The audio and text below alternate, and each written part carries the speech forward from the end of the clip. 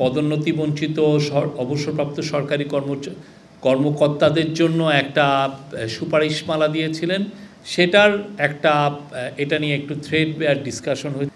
তা আজকে অনেকগুলো বিষয় নিয়ে ডিসকাশন হয়েছে, কিছু কিছু বিষয়ে সিদ্ধান্ত এসছে।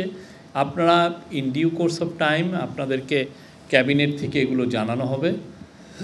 ব্রডার যেটা আমি বলতে পারি সেটা হচ্ছে যে পদোন্নতি বঞ্চিত অবসরপ্রাপ্ত সরকারি কর্মকর্তাদের বঞ্চনা নিরসনে গঠিত কমিটির সুপারিশ বাস্তবায়নের বিষয়ে একটা আলাপ হয়েছে। আর একটা হচ্ছে যে আমরা কোরিয়ার সাথে আমরা একটা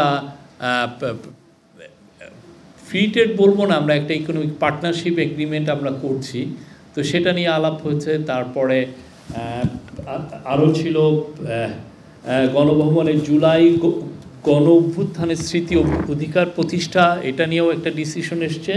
এবং সাইবার সুরক্ষা অধ্যাদেশ 2024-এর খসড়া চূড়ান্ত অনুমোদিত হয়েছে। এইগুলো আপনারা আরও ডিটেল আপনাদেরকে ক্যাবিনেট জানাবেন। তো আমি ইয়ের থেকে কিছু পড়ে আপনাকে শোনাই।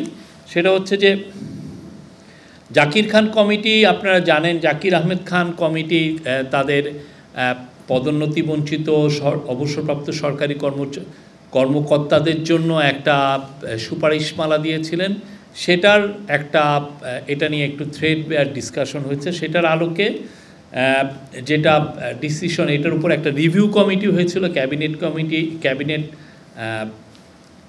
সেক্রেটারি নেতৃত্বে। সেইখানের মূল ছিল যে আপনারা জানেন যে আমরা এর আগে রিভিল করেছিলাম 764 জনকে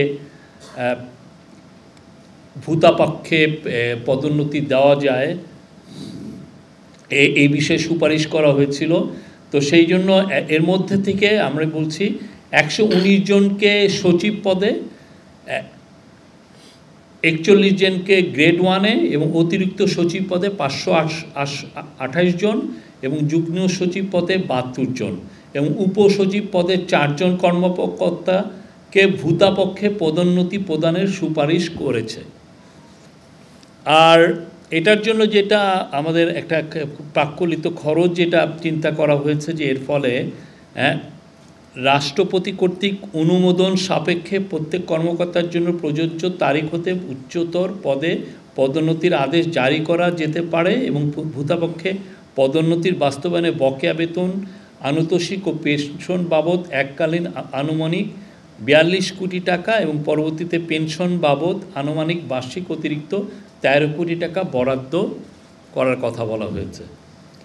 তো এইটা ছিল, এটার বিষয়ে একটা ডিসিশন এসছে এবং এটা আমি আবারও বলছি এগুলোর ডিসিশনগুলো আপনারা আরও ডিটেলে আপনার ক্যাবিনেট থেকে আপনাদেরকে বলবে।